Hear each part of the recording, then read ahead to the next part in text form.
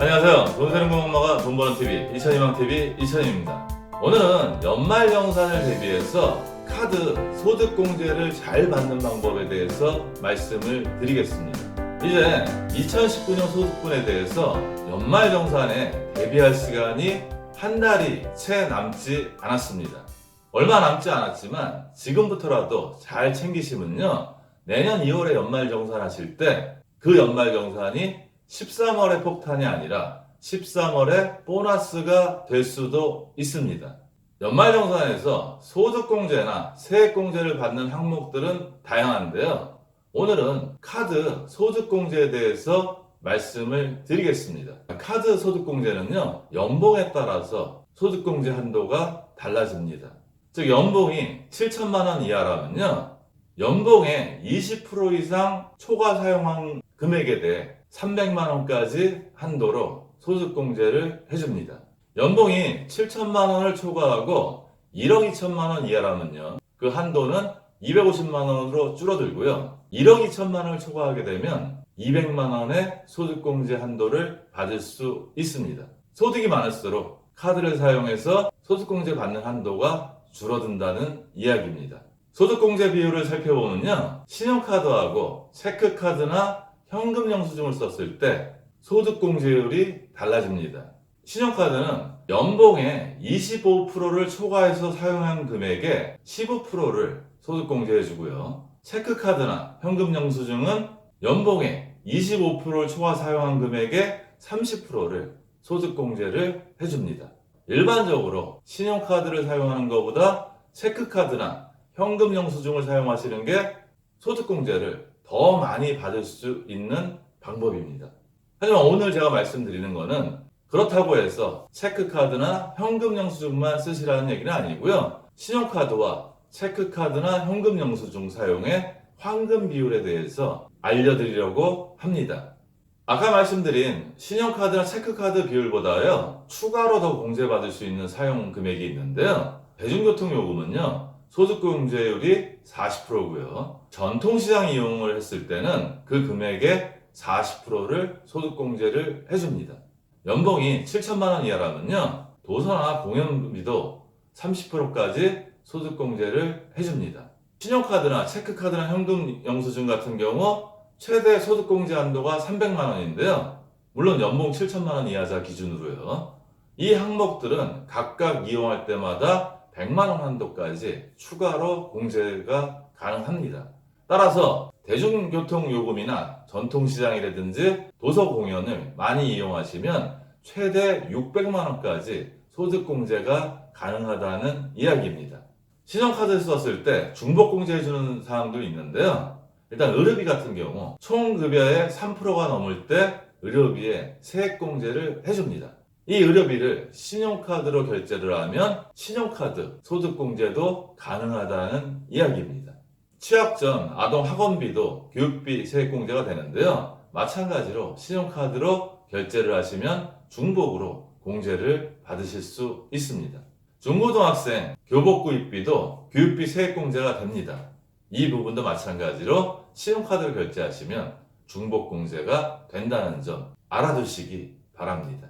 중복공제가 가능한 반면에 추가공제가 안 되는 경우도 있습니다. 일단 신차를 구입했을 때 그 비용이고요, 통신비, 세금이나 공과금, 그리고 아파트 관리비, 자동차 리스료, 그리고 해외에서 결제한 금액, 현금 서비스 등은 신용카드로 사용하셔도 소득공제가 되지 않습니다. 제가 아까 신용카드와 체크카드나 현금 영수증을 사용하실 때 환급 비율을 말씀드리겠다고 했는데요, 일단 연봉 4천만 원 기준으로 시뮬레이션을 해봤습니다.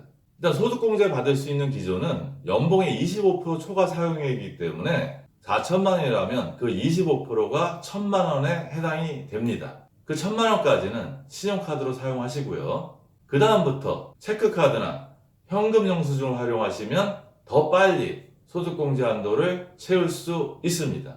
따라서 카드 사용액이 2천만 원이 넘어서면 다시 신용카드를 사용하시는 게 유리한데요, 이 부분은 다른 부분은 아니고 일반적으로 체크카드보다는 신용카드가 할인이나 포인트 혜택 등 다양한 혜택이 더 많기 때문에 이렇게 황금 비율을 나눠서 사용하라고 많은 전문가들이 알려드리고 있습니다.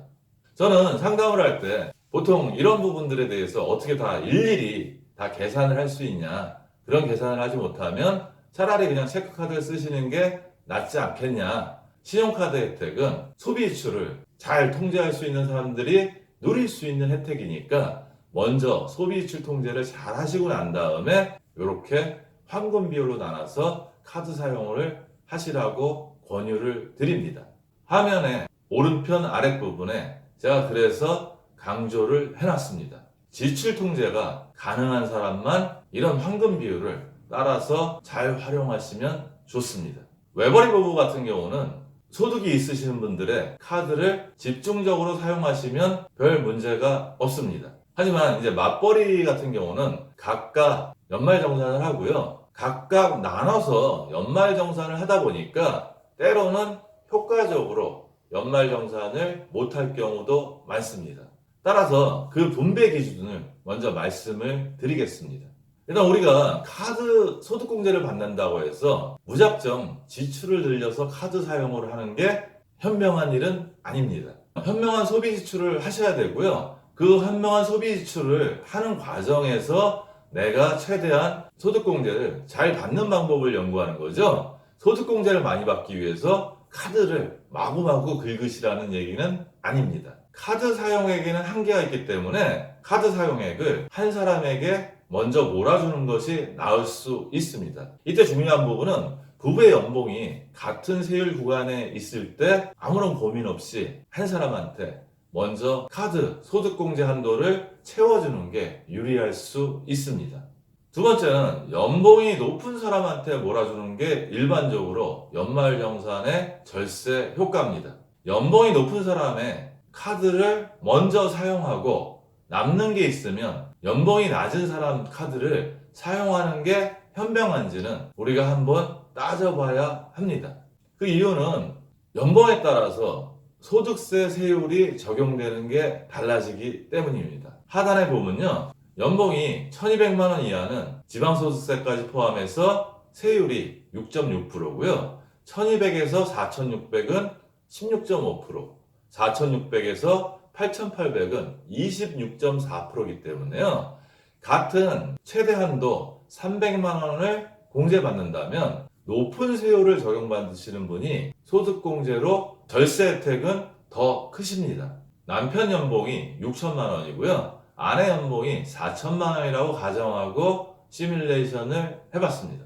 일단 남편은 총급여의 25% 이상이 돼야 되니까요. 1,500만 원을 초과해서 사용한 카드 사용액에 대해서 소득공제를 받을 수 있고요. 아내는 1,000만 원을 초과한 카드 사용에 대해서 소득공제를 받을 수 있습니다. 이때 신용카드만 사용한다 그러면요. 남편은 2,000만 원을 더 사용해야지 최대 한도 300만 원까지 소득공제를 받을 수 있고요. 아내도 마찬가지로 추가분에 대해서는 신용카드만 사용할 때는 2,000만 원을 사용해야지 최대 한도까지 소득공제를 받을 수 있습니다. 이 구간에서 체크카드를 쓴다면 남편이나 아내나 공이 30% 소득공제율을 적용받기 때문에 체크카드를 사용하면 1,000만 원만 사용하면 됩니다. 아까 제가 연봉의 높고 낮음에 따라서 소득세율이 달라진다고 말씀을 드렸는데요. 만약에 남편이 300만 원 한도에서 소득공제를 받을 수 있다면 세율이 26.4%이기 때문에요. 실제적인 절세 효과는 79만 2천 원이고요. 아내는 세율이 16.5% 구간을 적용받기 때문에 실제적인 절세 금액은 49만 5천 원으로 세율의 차이가 납니다. 즉 카드 사용액이 두 사람의 소득공제 한도를 다 오버한다면 굳이 고민할 필요는 없을 것 같고요. 가계의 카드 사용 한도액이 일정 금액이라면 한번 이렇게 시뮬레이션 해봐서 어느 분 카드부터 쓰는 게 유리한지 그 부분을 체크해 보시는 게 좋습니다. 카드 사용액을 일일이 다 계산하는 거는 상당히 어렵습니다. 국세청 홈택스에서요. 연말정산 미리보기라는 사이트를 활용하시면요. 일단 1월에서 9월까지 소득공제를 받는 카드 사용액에 대해서는 확인이 가능합니다. 따라서 지금 12월이기 때문에 10월, 11월에 카드 명세서를 확인하고요. 12월에 예상액을 넣는다 그러면 실제적으로 소득공제 받을 수 있는 금액을 확인하실 수 있습니다. 카드 소득공제를 남은 한 달 동안 조금이라도 더 잘 받으시려면요, 이 연말정산 미리 보기 서비스를 이용해서 한번 꼭 시뮬레이션 해보시기 바랍니다.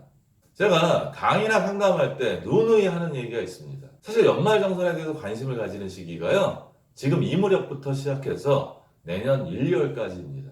지금은 한 달 정도 연말정산을 대비할 수 있는 시간은 남아있고요. 내년 1, 2월에 서류를 준비해서 회사에서 내라고 할 때는 게임 오버된 상황입니다. 그렇게 해서 연말정산을 한 후에 뭐 환급금을 받으면 기분이 좋고 추징을 받으면 기분 나쁘지만 일단 내야 되죠. 그리고 나서는 또 까맣게 잊어먹으십니다. 연말정산 대비는 12월에 하는 게 아니고요, 매년 1월부터 12월까지 소득을 가지고 연말정산을 하는 거기 때문에 1월부터 전략을 세워서 실천을 하시는 게 중요합니다. 그때 못하신다면 2월에 연말정산한 결과가 3월에 나오니까 그때 원천징수 영수증을 보시고 어떻게 하면 절세를 더 많이 해서 세금을 덜 내고 환급금을 더 많이 받을 수 있는 방법을 강구해 놓고요. 그때부터 연말까지 나눠서 연말정산 대비를 착실히 해나간다면 매년 연말정산할 때마다 폭탄을 맞는 게 아니고 보너스를 받으실 수 있습니다. 오늘 얘기한 것들을 간단하게 한번 정리를 하면요, 일단 신용카드나 체크카드를 사용할 때는요, 연봉의 25%를 초과하기 전까지는 신용카드에 혜택이나 포인트가 있으니까 그 부분을 이용하시고, 초과하면 아무래도 체크카드가 소득공제율이 높기 때문에 신용카드가 2천만 원 사용해야 된다면 체크카드나 현금영수증은 1,000만 원만 사용하면 되니까 그 지점은 체크카드나 현금영수증을 활용하시고요.